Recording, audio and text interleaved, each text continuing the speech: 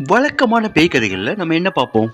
பேய் பிடித்த இடங்கள், பேய் பிடித்த மனிதர்கள், ஒரு பேய் கிராமமே இருக்குன்னு சொன்னவங்களால நம்ப முடியுமா?